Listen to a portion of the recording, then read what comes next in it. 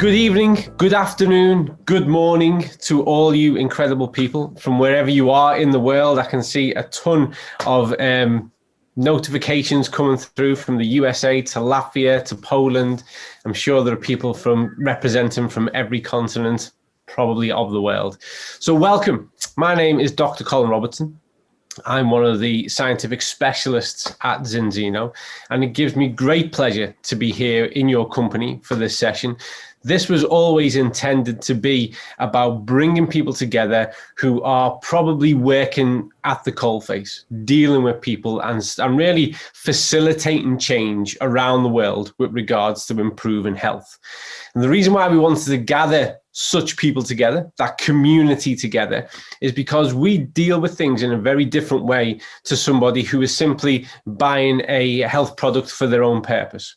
We're continually questioning. We're looking for best practice. We're looking for best evidence, because our role is not just about how we care for ourselves and our families, but really the change we can make in our communities and the people who live around us. And by doing so, with that level of overlap, we start to make sizable changes across our entire society. So we look at things differently. We're interested in where the research is taking us, how up to date we can be. And really, if we really get to the crux of it, how much can we have faith in what it is that we're being told and what it is that we should do? And 100% when that comes to nutrition. Because I would argue that over the past 40, 50, 60 years, the language around food and what constitutes food and nutrition choices in the 21st century has been too negatively skewed, has been too interfered with, so that the average person finds it difficult now to get a clear, simple message on what's the best thing that they should do. And I staunchly believe that you are not what you eat, you are what you absorb. And that at the heart of most health matters and quality of life matters is the quality of a person's nutrition and how well their choices are for most of the time. So it's great. It's overwhelming. It's fantastic to have all of you here with us for this session today. And we're really starting off on a high note. We really are. You know, we intend to do these over the coming months, and we intend to bring, some great people to the forefront to speak about the work they do and the information that they're immersed in. But we really are starting off high. It's a great personal privilege to me and a pleasure to introduce to you all, whatever time of day it is for you, the legend that is Ole Eide. Now, there are certain people who have impacted and changed dietary practice around the world in different ways. And to me, Ole is one of those who has really brought about a seismic change and really, more importantly, brought about a huge change in how people think and consider food and nutritional choices. So as this session is not about me, it's certainly about Ole. I'd like to welcome Ole to come and speak to you all, to share a part of his professional journey, really, and give you some information about what he's worked on, where he's at, his thoughts around that. And remember, this is a meeting of minds. So we have the chat box open. I'm going to keep an eye on the chat box. I'm not going to interrupt Ole as he's presenting. I wouldn't do that at all. But if you do want to have, if you have a burning question that you want to drop into that chat box, please do. I will try and pick these up, and we'll try and dedicate some time towards the close so that we can address some of those questions. And I'll probably have a few questions of my own, but this really is about us coming together. But for now, I would like to hand over center stage to Ole so that we can all sit back and benefit from what you'd like to share. Thank you, Ole. Thank you, Colin. Let's move on to what I do know a lot about, and that is about the balance whole concept. And the topic of today's presentation will be about this concept, and I will tell you more about the development history, proof of the concept, also benefits, and a little into the science, which we will hear more on in later presentations. So we'll start with the development history. And the original balanced oil concept was ready in 2010, ready for the marketing. It was developed by a Norwegian company, Bioactive Foods, in which I just happened to be the CEO. And it consists of 3 parts. It consists of a blood sampling device called the Cincino Balance Test to detect. It is a laboratory analysis with a report providing dietary advice, and it is a dietary support supplement. And as you can see from the dates below, or the annual years below, the elements, these 3 elements was not developed simultaneously or in the right order. So we'll have to start to look at the history. We'll have to start with the balanced oil and see why that was developed.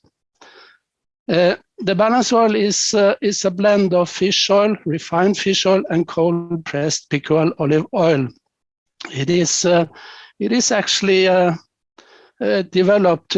The aim when we developed this product was to get as close as we can to the fish oil as it is within the fish, and not as it is normally today, to have a very refined and purified fish oil. And the reason for that is two reasons. Today, there is environmental contaminants is a problem in the fatty fish. And by European legislation, you have to refine any fish oil extracted or produced from fish before it can be used for human consumption. And when you refine or purify a fish oil, it will be almost free from odor and taste if you do it correctly, and it will contain about 30% omega-3.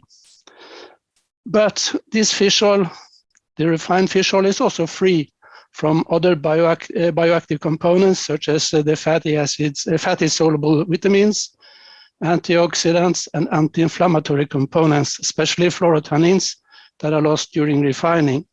The fluorotannins normally follow the omega-3s all the way from the plankton to the fish, to the whales, to humans, so it's important components. And normally today, to stabilize a refined fish oil or purified fish oil, we add vitamins and antioxidants, like the mixed tocopherols, back to the refined oils, while the important fluorotannins, they are not possible to put back due to low availability, but also to its terrible taste.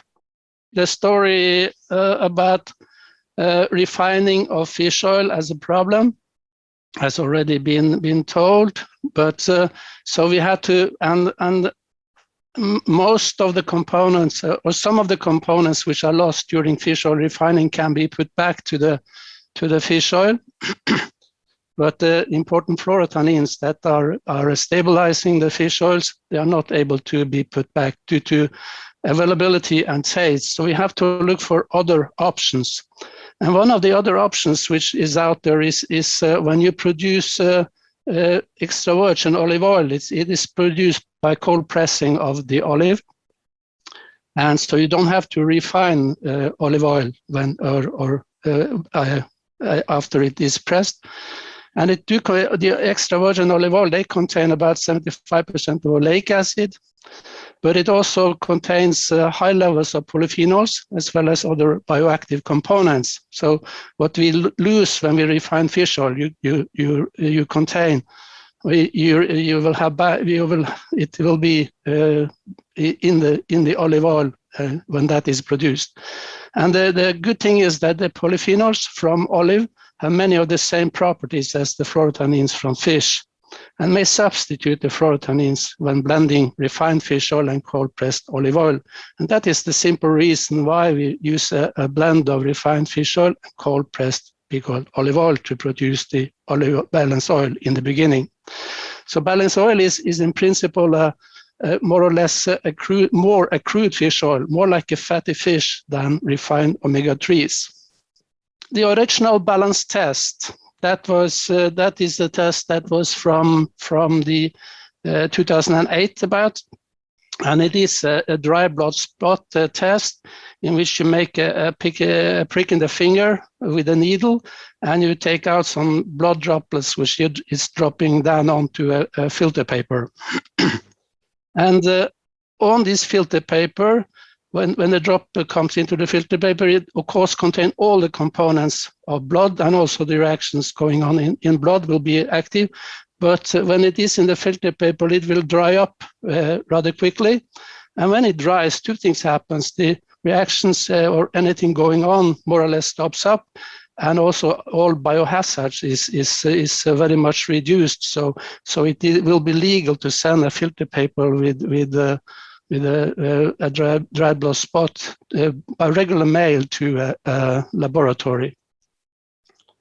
And the laboratory that we use is the Vitas laboratories at the Oslo Science Park, and they extract the fatty acids from this blood drop and make an analysis of the amount of the different fatty acids.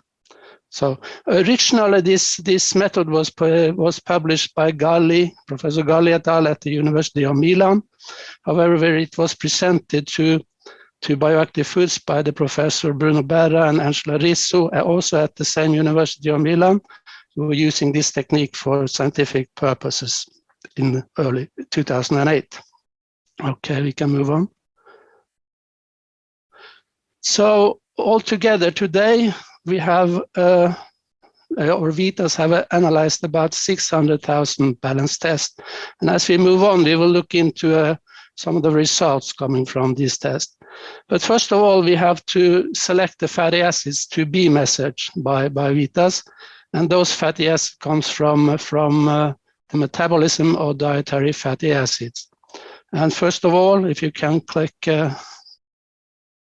first of all, we are measuring two saturated fatty acids. It's the palmitic acid and the stearic acid, which constitute about 37 to 41% of the fatty acids in blood, depending on the diet.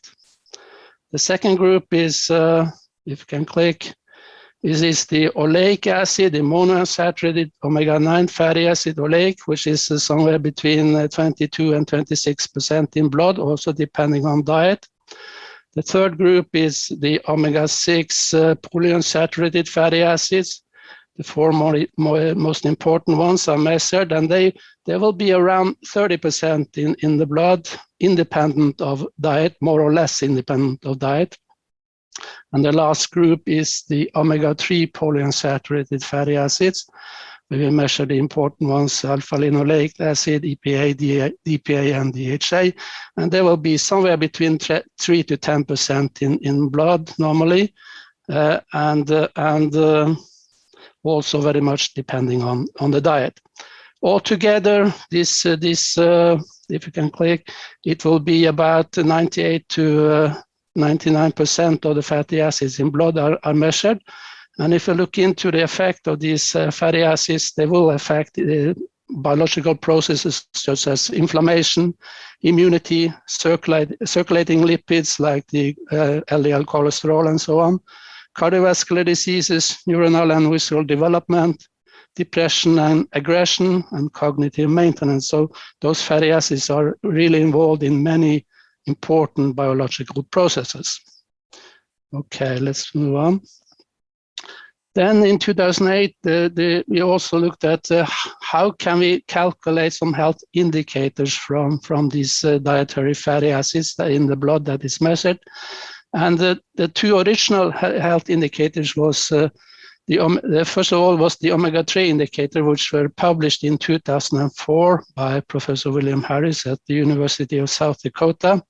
He introduced this omega-3 index as an independent risk indicator for cardiovascular diseases. And he suggested that we should have more than 8% of EPA and DHA in red blood cell. That should be a target to reduce the risk of cardiovascular disease. In 2008, when we visited the University of Milan, we also were introduced to the omega-6 balance indicator, the ratio between arachidonic acid and EPA by Professor Bruno Berra and Angela Rizzo.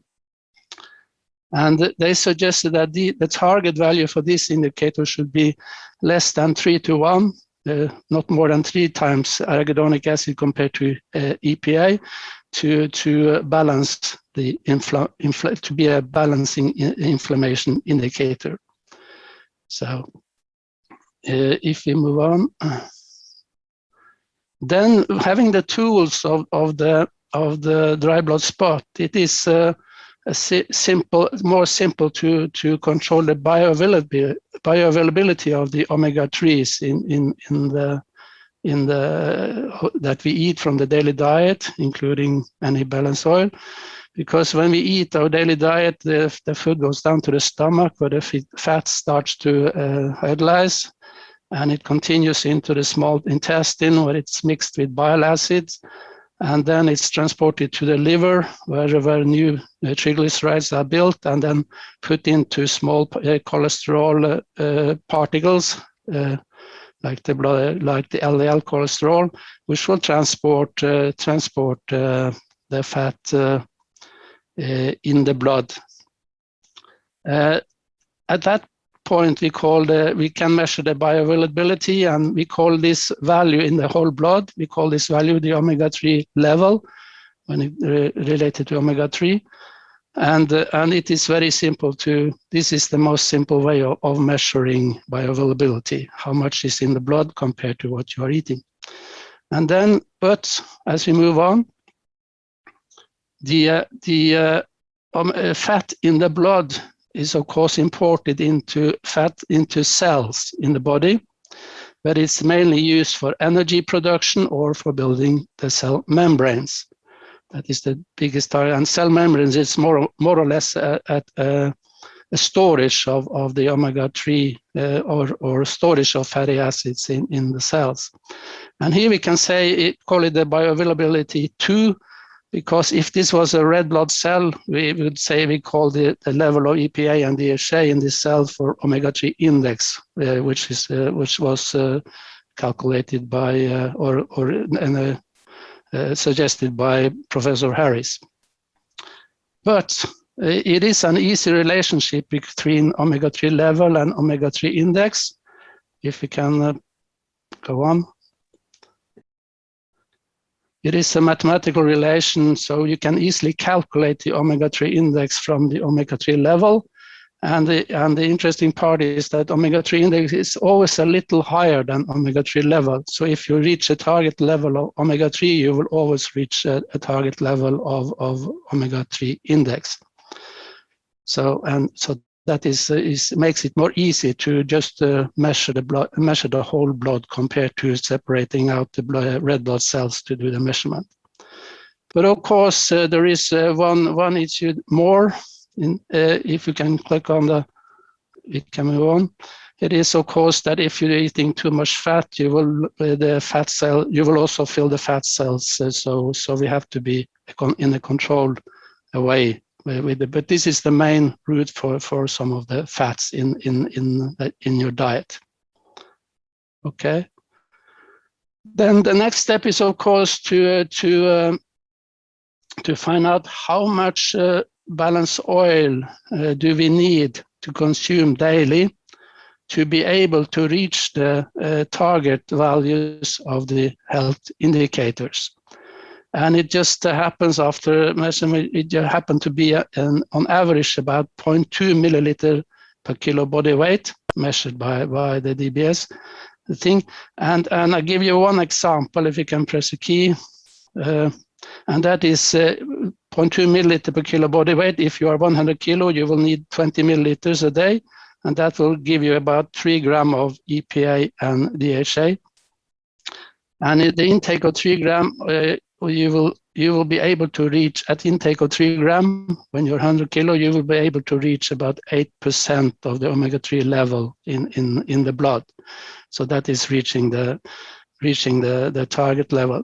Of course, if you are only 50 kilo, you will only need 10 milliliters, or with 1.5 gram omega-3, or if you are 65, you will only need 13 milliliters with 2 grams of omega-3 to reach the same 8% or the target in the blood.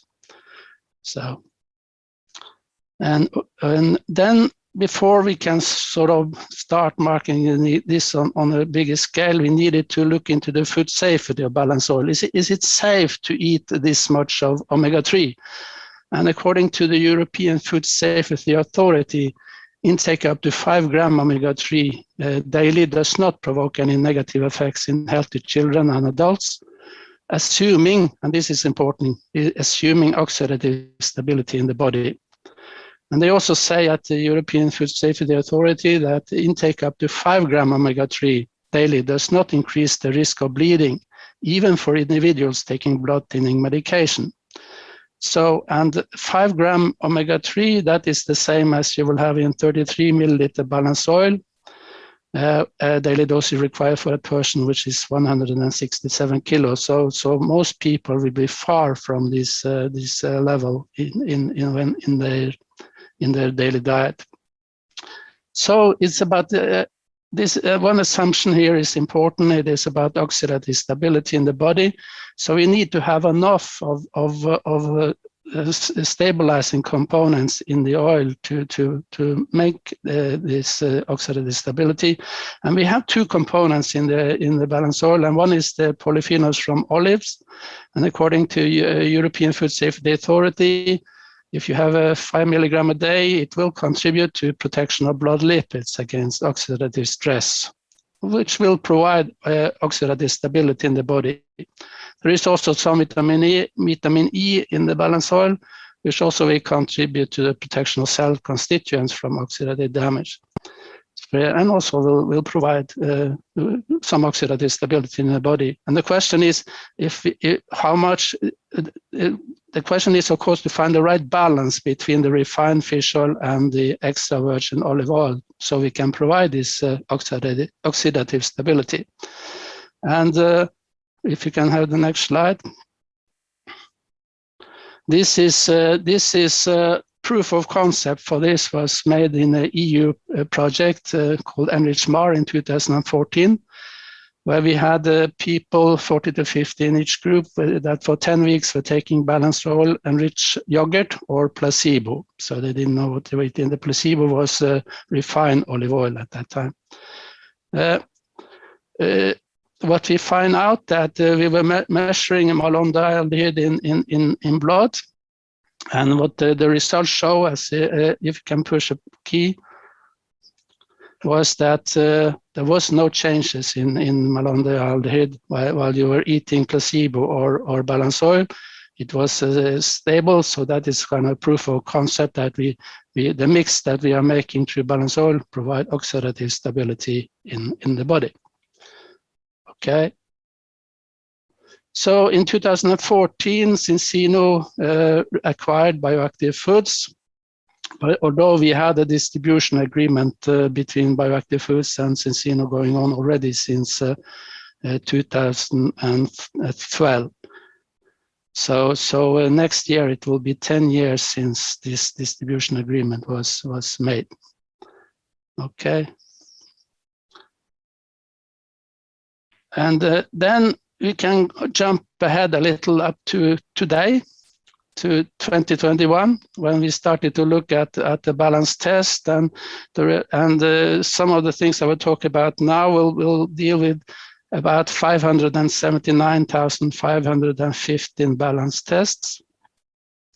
And the first thing, of course, is to question what are the relationship between the original health indicators, the one from Harris regarding omega-3 index or omega-3 balance, if you like, or the balance, or the inflammatory balance indicator from Bruno Berra and Angela Risso in 2008. And the striking here, every point on this curve is is the average of 15,000 balance tests. So you get a smooth curve, but it is many results behind every point. And if you click a new click once more time, first of all, we will see that if you are below 3 to 1 or 3, as it says on the column, in the balance indicator, you will always be above 8% in the omega-3 level indicator. So these two indicators that we started out with is actually turning out to be identical. They provide the same answer. So balanced inflammation and the cardiovascular risk reduction indicator originally turn out to be identical. When we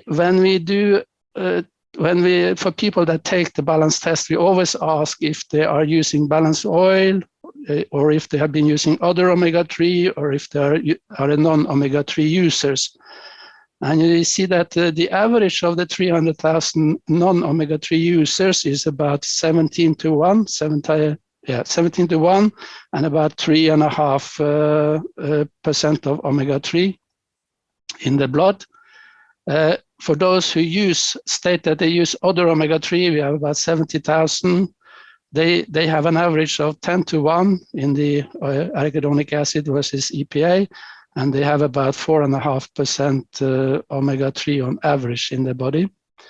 And the group of people that state that they are using balance oil, about 125,000 here, they have an average 5 to 1 on the balance scale, and around 6% of omega-3 in the blood. And if we look at the curve, the balance oil users, they fully dominate the points to the higher omega-3 values to the right of the middle, while those who do not use omega-3, they dominate the area with the low omega-3 values. And we will look into what are the difference between those two groups. So we'll see, we take about 120,000 of the people with the low omega-3 values in the blood, and about 100,000 people which is above 6% omega-3 fatty acids in the blood. And the question is, what are the difference? Because the first group we could see as the one that is not using balance oil, the other group is the one that is using balance oil. So what are the differences?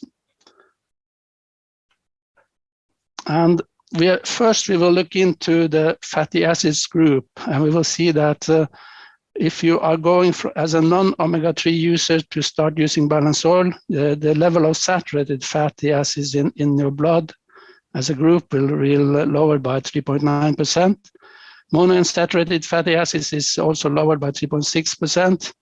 The polyunsaturated omega-6 fatty acid is very little influence, only 0.7% is a little increased, while the omega-3 fatty acids are increased by 6.7%. So you could, in a way, say that when you use balance oil, you substitute saturated and monounsaturated fat in the blood with polyunsaturated fat, and that has been the key for the Nordic health authorities since 1975 to try to increase polyunsaturated fat at the expense of saturated fat in blood. And for the reason for their request or target has always been to lower the blood cholesterol level in the population. So what I can say here is that using balanced oil as the omega-3 source is a very efficient way to lower saturated and also monounsaturated fat in blood. So this is for me, it was one of the surprising results of this big number of balance tests that to see. If we move on from the groups to look at the individual fatty acids, you will see that the main changes are that palmitic acid, the saturated palmitic acid, and the monounsaturated oleic acid are the two fatty acids that is substituted mainly by EPA and DHA, but also a little arachidonic acid is also a little increased. And this is what I will call a smart step for the body, because the body is actually, if we can have a little, the body is actually taking essential fatty acids, EPA and DHA, or substituting, they are substituting non-essential fatty acids like the palmitic and the oleic acid, fatty acids that the body can produce from many other sources. So this is a smart step by the body to instead of separating substituting omega-6 polyunsaturated, it's substitute the saturated and monounsaturated fatty acids. Okay. So I will say this is a smart way for the body to use the fat efficiently. Okay. So if we're looking into the benefits of the olive oil balanced oil concept, we will start by looking into the polyunsaturated fatty acid metabolism. It is to understand the benefits of balanced oil and any other oil, it is necessary to understand this concept. So if we can click on just select we'll see 3 of the fatty acids that is all measured by the balance test are producing less inflammatory eicosanoids or bioactive components. Those components are produced when these fatty acids are released from the cell membrane into the cell. And both EPA, DHA, and gamma-linoleic acid produce less inflammatory compounds. However, one of these fatty acids, if you can click one more time, one of these fatty acids, the arachidonic acid, is producing more inflammatory compounds. So 3 less inflammatory, 1 more inflammatory. And the question is of course, how are they linked to benefits of balanced oil? So we'll move on to a situation to look at the real situation. And of course, these fatty acids or the polyunsaturated fatty acid metabolism is very important when you have an infection and an injury or is injury, any infection, bacteria, viruses, or whatever. Or if you're injured at a football field, what will always happen is you will have an immediate and strong inflammatory response in local tissues. And we have 2 situations. We have one situation where you are a non-balanced oil user, where you have high arachidonic acid value compared to EPA. And if we press the key again, arachidonic acid will be released from the cell membrane, and it will start produce the inflammatory eicosanoids, and you will feel it as either as fever, red rash, pain, poor general condition, and so on.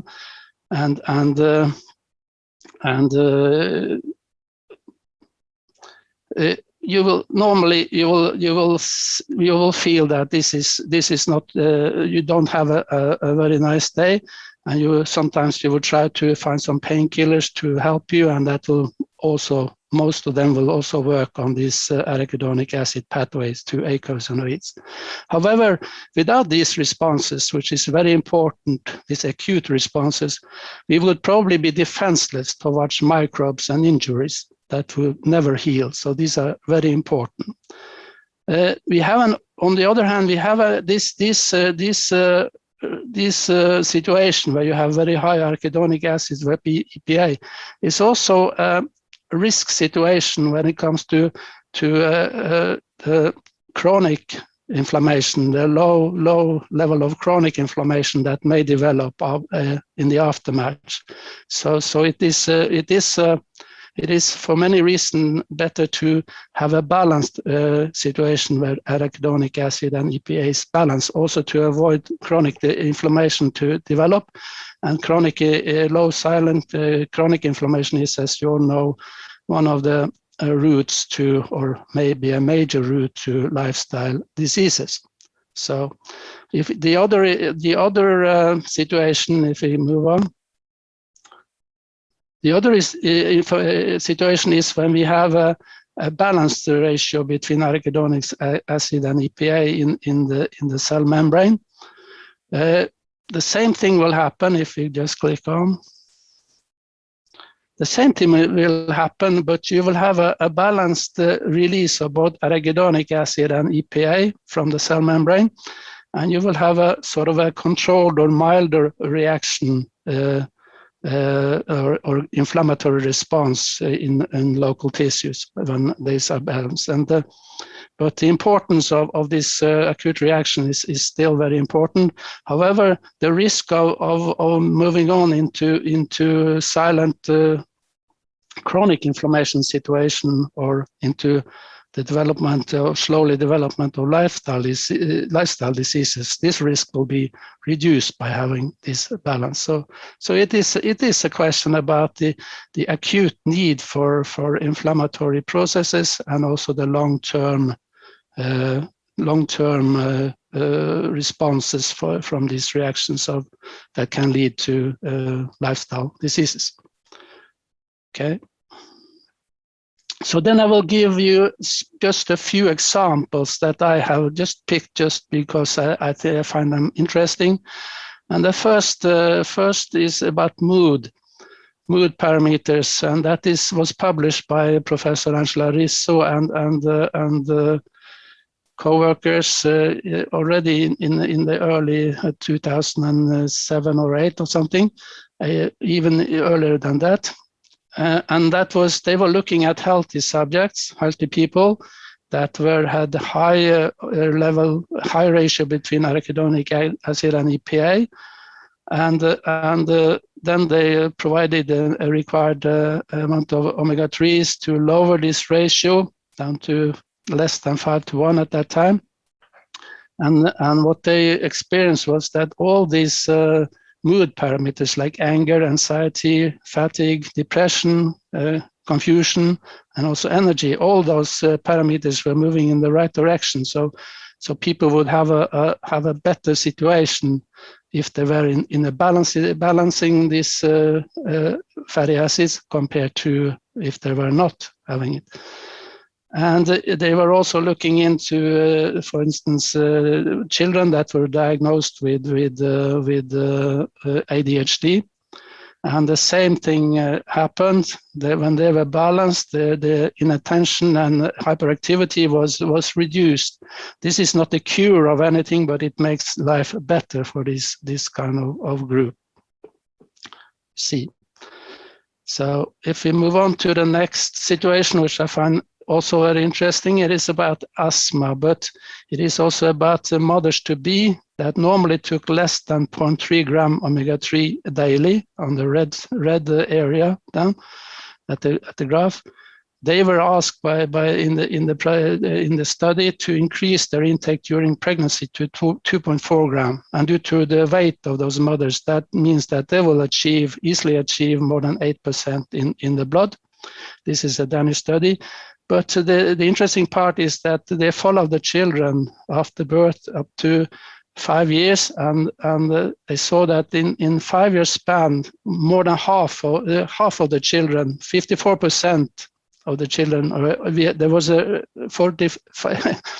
54% reduction in the number of children that obtained wheeze and asthma during the first 5 years of life, as compared to the control group. So it's very easy to obtain a very some beneficial situation.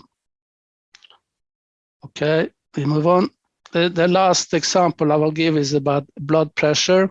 This test or this project was done at the University Hospital in Reykjavik in Iceland, where they had about 100 persons which were 50 years and above, and that had high blood pressure or hypertension. And they were randomized into 3 different groups. The first group got balanced oil as an oil. The second group got balanced oil as a powder or a milkshake that we had at that time. And then there was a control group. And the intervention was that these were taking 1.5 gram omega-3 per day from balanced oil for the period advised by the oil. And they find out in the end that the 2 groups using balanced oil, they reduced their blood pressure on average by 7 millimeter mercury as compared to the control group. And this is so what does this mean in practice? If we move on, there is there is a study based on more than 600,000 participants, or 120 different studies, that was published in Lancet by Dina in 2015, showing that high blood pressure, or stating that high blood pressure is globally the main cause of death that could have been prevented. And if you lower the high blood pressure by 10 millimeter mercury, you will reduce mortality of cardiovascular disease by 13%. And if you lower the blood pressure more or less, you will reduce mortality of cardiovascular diseases proportionally. So this means that already at 1.5 gram omega-3 from balanced oil, we reduce it by 7 millimeter mercury. But if you go on, then we can move on. If we ask the European Food Safety Authority, they will say that if you have an intake of 3 gram omega-3 daily, it will contribute to the maintenance of normal blood pressure and to lowering of triglycerides level in blood, which is another risk indicator for cardiovascular problem. So if we had the choosing of having 1.5 gram during the study was made by the scientists, but we see that if they had used a normal balanced oil intake, which is higher, then we would have probably achieved even a better blood pressure reduction. Okay. And this is about just a summary of some of the low-grade chronic inflammation that will be achieved, that is published when you increase the omega-3 level, or you balance the ratio of arachidonic acid in blood, from favorable against asthma to reduction in blood pressure, as we see in reduction in mortality by 70% in secondary prevention of cardiovascular diseases, suppression of inflammation in patients with arthritis, and normalization of blood pressure depending on how much they intake. And so most of this is an indicator of that by increasing the omega-3 level, or by lowering the balance between arachidonic acid, you will also have an effect of the long-term, silently developing chronic inflammation, which is part of the responsibility for most of these cases. So then I will end my presentation by showing you some of the latest results. And of course, we have asked the question, is balanced oil, a crude oil, will it differ from other omega-3, which I called refined fish oil? Most other omega-3s are refined fish oil. Are we able to see that it is different in bioactivity? And we will look into the enzymes of the polyunsaturated fatty acid metabolism. And if you push a key, we will see that the first enzyme we will look into is elongases, which catalyze the increase from, for instance, from C18 to C20, increase or elongation of 2 carbon atoms in fatty acids. And if we push one more time, each point in this graph is the average from 1,000 up to 17,000 balanced tests, depending on the omega-3 level. We can clearly see that there is a clear differences between those using other omega-3 compared to those using balanced oil. I know it will be part of a later presentation to describe what does this mean.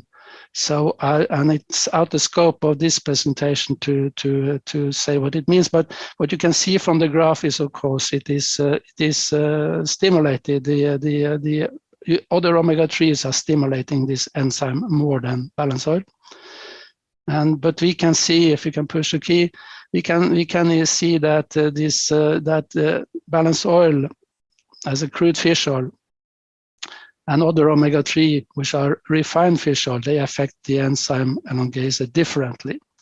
So And I will give you one more example of the thing which is in what we're dealing with at the moment. If you push one more key, and then I will have a look at the desaturases, the 5 desaturases, which is catalyzing the change from gamma-linoleic acid, the homogamma-linoleic acid, to arachidonic acid. So, and this is a very special enzyme because it comes in a population. You will find many genetic variants of this enzyme, and these variants they influence the level of arachidonic acid in blood. So if you look at this from a population perspective, you will expect the arachidonic acid not to have one target value, but arachidonic acid to have more a profile in the population because of the genetic variants of this enzyme. And if we can push one more button, we will see that this is actually what happens. If we go and look at the balance test, we looked at about 100,000 of balance oil users and about 50,000 using other omega-3s. You see that the arachidonic acid in the blood, it will vary from less than 5% to more than 12%. So and the peak values you will find around 8-9%. But the interesting part for me in this graph is stating that if you look at to the left of the peak point, you will see that from the top peak to the left to the lower values of arachidonic acid, you will see that the balance oil users are dominating. While if you look at to the right, to the high arachidonic acid values, you will see that those using other omega-3 that is dominating. The yellow column is higher than the blue, and so on. So there is again clearly differences between balance oil, the crude fish oil, and other omega-3 refined fish oil in bioactivity, and that will, I think, will be a very interesting presentation for later in this series for you. So you have something to look forward to. Okay, we move on to the next slide. One more time, and this is just to sum up. The balance oil concept is what I call a documented and proven health concept. It consists of a balance test, a dry blood spot test to detect, VITAS, a world-class laboratory to analyze, and a balance oil, which I will say is a proven to be a safe dietary supplement, full of science to support your healthy aging. So one last phrase is that balance oil is actually a bioactive crude fish oil, more like a fatty fish than refined omega-3s.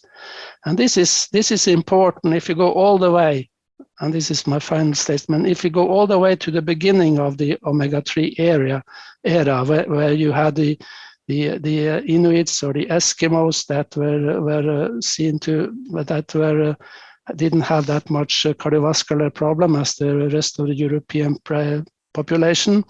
That was the omega-3 was giving the benefit of this situation, but the real reality is that these Inuits or Greenland Eskimos, they didn't eat refined fish oil, they didn't eat omega-3 concentrate. They were mostly eating seal and fish. So that is why we try to make balance oil as much like fish as possible. Thank you for your attention. Superb. Thank you. I'm really sorry for the trouble. Happens to everyone. One of those things that we've all become used to in the modern world.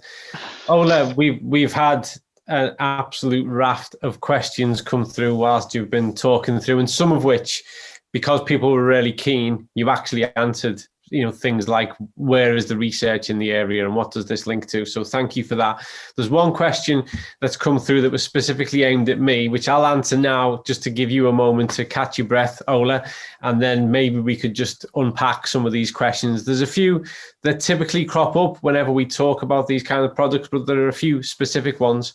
But the one I'd like to answer direct as it came to me, and I've got a feeling I know why it came to me, because it was COVID related. And for those of you who don't know, I'm a part of a task group here in the UK that is dealing with COVID and recovery from COVID. But the question was specifically with regards to what's common when a person has COVID and when they're recovering from COVID, which is a loss of appetite. So this is as much a behavioral issue as it is an issue that's kind of, pathological and related to the virus itself. So how do we overcome this issue? It's through behavior change. We have to work with the individual, and we have to build a kind of nutritional plan and pathway in order for them to not be relying on the point at which they feel hungry, which is the common cue, to then go and seek nutrition, food, and do something about it. But in an instance where somebody's nutrition is so important with regards to supporting and overcoming the negative aspects of dealing with that virus, we've got to have a strategy whereby the person has to be supported and encouraged through to change behavior, to eat and consume those food, that good nutrition, because they have to, not because they're waiting on the hunger signal. That will re-kick in. If you have a look at any of the studies around this, it can take a varying amount of time, but that normal pathway of signal and response will become re-established. But to begin with, we've got to do those hard yards. And certainly for the person who's dealing with it, they have to do the hard yards of aligning to behavior, aligning to a nutritional script of saying, I need to eat this then. It has to be a strategy. It's got to be done in partnership with the person. You have to have a type of agreement. It has to build over time. If you overwhelm them, they simply won't comply. But it's about fostering that behavior change. That's the best advice I can give you outside of a kind of one-to-one consultation. So, Ola, if you don't mind, there's been a ton of questions. I might try and answer a couple as well, but I'm more interested to hear your take on this, because we get asked these kind of questions a lot. So first of all, I'll start with one of the really common ones we get, because it's been asked here. We know that there are more fatty acids. So why were these ones chosen? For analysis, why were these fatty acids chosen? Yeah, they were chosen directly because they are part of the metabolism in the fat metabolism, and they constitute altogether about 99% of the fatty acids that you normally measure in blood. Those were the main. In the beginning, we only measured two fatty acids, and that was arachidonic acid and EPA, because we were only looking at the balance. But then we decided to enlarge the test by 9 more, and then they were all picked as being major fatty acid in the metabolism of fat in the body or in the blood. So I love that answer. One, because it paints a real clear picture, but also it takes me to the next question, which we get asked a lot. Why is that the ratio based off the data around the EPA and the AA? Why those two in particular? Yeah, first of all, it is the arachidonic acid is, as you saw, the only fatty acid that produce the inflammatory eicosanoids. So, and the EPA is the other fatty that produce the same kind of eicosanoids, but in another series, which means that they are less inflammatory, while the arachidonic acid ones are inflammatory. So in principle, those two are the one that is signaling or indicating the balance of the inflammatory process, or most easily way. Of course, there is other fatty acid that influence other parameters in the body and other indicators, but I decided for this presentation sort of to lower to those two, about the omega-3s and the arachidonic acid EPA. It is also for historical reason. Those were the first ones to be a part of this science field. Yeah. That actually really conveniently leads into another question that a few people have asked, actually, which is regards to, some of the research challenges the ratio and is more favorable of the index. There's a notion that there's more behind the index, the 8%, than there is the ratio. I'm just interested in your thoughts on that. Well, as I did in this presentation, I compared those two situations, the balance ratio and the omega index. And as I showed it, those two are identical. They started out at two different indicators, but in my opinion today, they provide the same answers. If you are below 3:1 in arachidonic acid EPA ratio, you will always be above 8% in the omega-3 index. So I consider them today, I consider them as equal indicators, saying the same, as although we at the beginning thought it was two different independent indicators.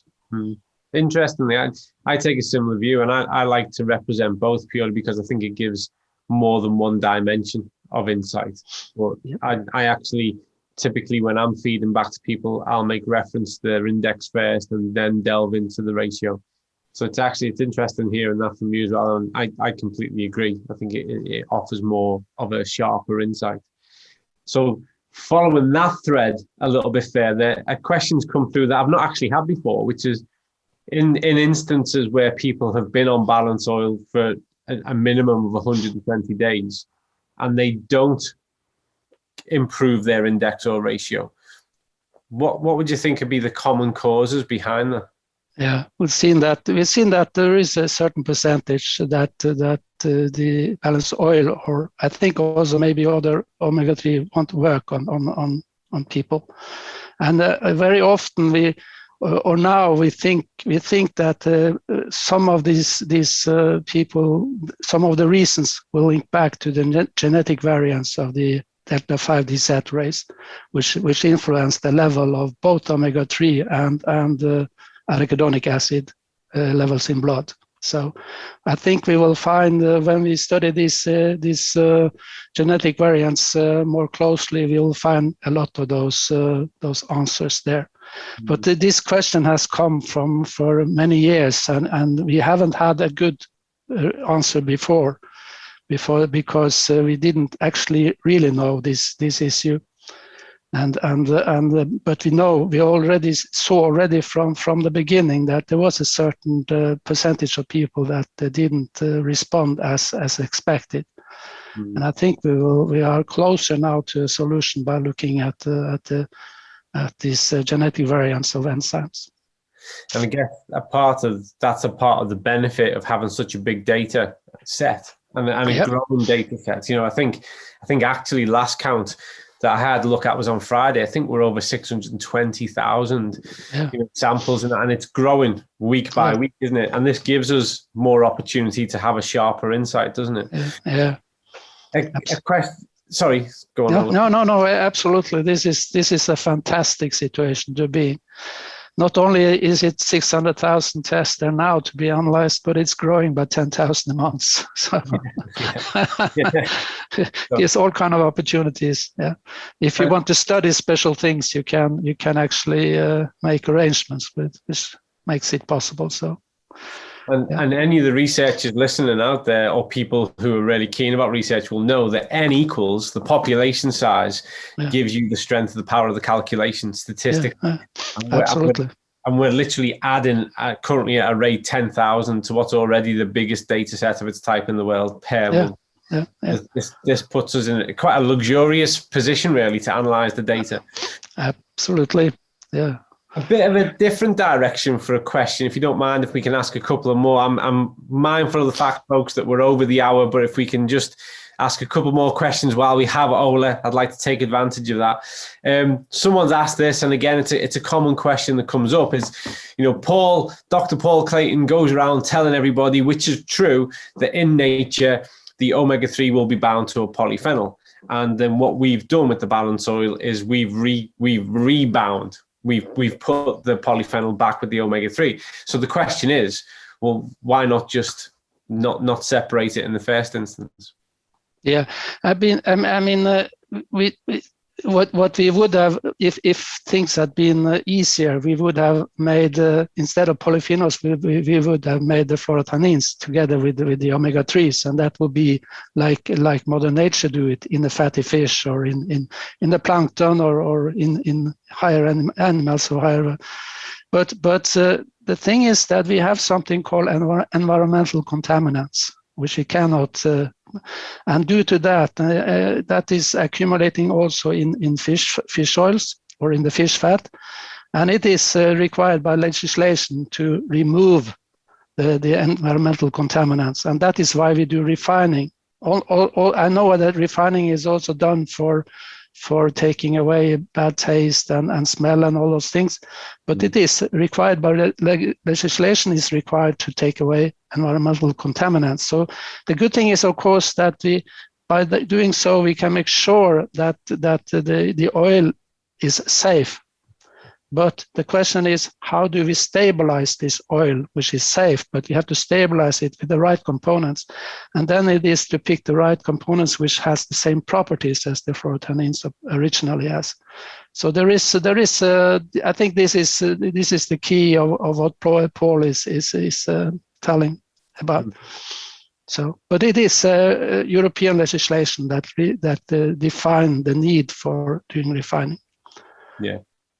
And off the back of that, there's a question I'd like to answer that came through, and I totally understand this because people are more kind of ecologically sensitive these days, and it regards the fishing techniques. So it's important to note that Zinzino is registered with Friends of the Sea, which is all about sustainable fishing. So none of the kind of practices and things that you've seen on recent documentaries have anything to do with regards to the type of fishing that is engaged with regards to how Zinzino acquire their fish oil and the processes that go through. That's really important to us, and we understand that will be really important to you, and it's certainly of greater importance as we move forward. That is a key part of what we look at. There's been a lot of questions about specific health conditions, which we're always reluctant to go into because at the heart of a specific health condition, more often than not, there's an individual, and it's really hard for us to comment on individual health cases, and that will be us moving out of our lane, really. Yeah. But one I would like to pick up on is where people have said about balance oil and a person who's on blood thinning medication. Anybody who's in that situation, as far as I'm concerned, should just check with their GP, the person who is prescribing those medications, to make sure that there is no issue, there is no contraindication. But I do also tell people, and I've said this at a medical conference just recently, because it makes me laugh. When you ask your GP whether or not it's okay, your doctor, your general practitioner, whether or not it's okay, ask them, is it okay for me to eat fresh fish every single day and have some olive oil? Because if the answer is yes to that, then you're going to be all right with balance oil, because that's what balance oil is. So that is true. Yeah, that's true. Yeah. It is actually eating natural food in a way. Balance oil would be defined as a food. Yeah. It could be on any shelf in any shop if needed. It's nice to hear you say. I say that to lots of people. Oh, well, it's nice to hear you say it. And I find that sometimes people have a real high reactivity when you think of something being called a supplement. But when we get to the heart of it, this is just good food. It's good fish and it's good olive oil. And that's what you're asking if you can take. And that'll just lead us into maybe the last question or two, which hovers around pregnancy. Recently, the Australians have changed their guidelines. So they're encouraging women who are pregnant or intend to be pregnant to make sure that they have a sufficient amount of omega-3 daily. So that they've done a ton of research around that. That's published, it's open access. You can all go and retrieve that. And what they're saying is that they want people to be at the right recommended dose. They don't want people to add on top of that. They just want you to be at the right dose. Taking balance oil puts you at the right recommended daily dose. There are some guidelines in certain parts of the world that encourage pregnant women, once they are about 30 weeks, to reduce that a little bit. I would say I would encourage you to have a look at what's implicated in your specific geographical area. But what we do know is that both the EPA and the DHA play a huge and positive and important role on the development of the child. So, it's as vital here as it is in any other kind of health indices. So I think really, because we are championing past the time now, and the vast majority of people have stuck with us, so they must be enjoying and benefiting from what we're talking about. I think if we just finish with one question, and then I'd ask you, Ola, really for one last statement. So the last question that I would pose on this is really, there's been a ton of information come through that has asked about the dry blood spot test itself and why we've chosen that method. And as you were there at the inception of this, if you'd just like to explain that would be terrific. Yeah, the easy way of that. It's really two reasons why we chose the dry blood spot. First of all is the ease of making a prick in the finger by a needle and take out a couple of drops of blood instead of going into a vein and extract a large blood sample. That is the only. That is the ease is one of the issue. The other issue is that when this blood dries on the filter paper, it's very, very important to dry it, to make it stand in the air to dry. Air dry is okay before you send it onto the laboratory. The blood hazards is the hazards that you will have with a large sample of blood is reduced to a level where you can send it by ordinary mail to a laboratory to have it analyzed. And you can actually take this blood sample in the jungle and in a hospital or in an apartment if you like. So it is the ease of doing this. And the results is proven in many ways to be more than good enough for and it's actually dry blood spot testing is increasing or widen a lot now for many, and it's been used for many years. So it's not a new technology; it is a well-developed technology. Yeah, it's a well-verified test. And just to make it clear, folks, you don't have to go to the jungle to do that test. You have that option. So. Before we wrap up, and I have a few closing comments, is there a closing comment from you? We really appreciate this, by the way, Ola. I thought the presentation answered so much. It was interesting because I was watching questions coming through, and then your presentation was actually answering things as we went through. But is there any kind of closing comment that you'd like to make before we wrap up? Yeah, for me, the most important part about balance oil and the combination with the test is that balance oil is as far as we can, as well as we can make today, sort of a crude fish oil, as far as we can go into making something which is the fish and Mother Nature has used many years to develop. And I think as long as we don't go for the refined omega-3s, that route, I think is the wrong route, and especially the omega-3 concentrates, which is moving us even further away from what Mother Nature has developed for millions of years. That is so it's a good. We are at a good level now, and we have to be. Of course, it can always be better in product development. We can find things that is even better and add things which makes it more better in the longer run. But presently, I think we have chosen a very correct strategy to make something which can last for a very long time, and not as a very quick fix with some refined omega-3s. Thank you. Thank you, Ola, and thank you for your time and for sharing your insights and your understanding and making it so easy to access. I really appreciate it on behalf of myself, and I'm sure everybody who's attended today. For everybody else, I'd like to thank you for participating, for dedicating your time, for working in the areas that you do and bringing about such positive change as we move things forward. Health across the world needs to be addressed, and it needs to be addressed within the heart of the community. And I thank you all for playing a part in that. We will reconvene on the 10th of June, time to be confirmed. I would imagine it'll be a similar time of day as this. And we are going to welcome at that point the famous and infamous, I would have to say, Dr. Paul Clayton. Paul's going to come along and share his insights and understanding, which is a surefire to be as informative as it will be entertaining. So please do look out for the more announcements on that and join us on that one. Stay well. Until then, thank you for being a part of all of this. Thank you for taking part today. And I look forward to speaking to you all further down the road. Thank you again, Ola. Thank you, everybody who's put this together. Stay well, and we'll all speak soon. Thank you, Colin.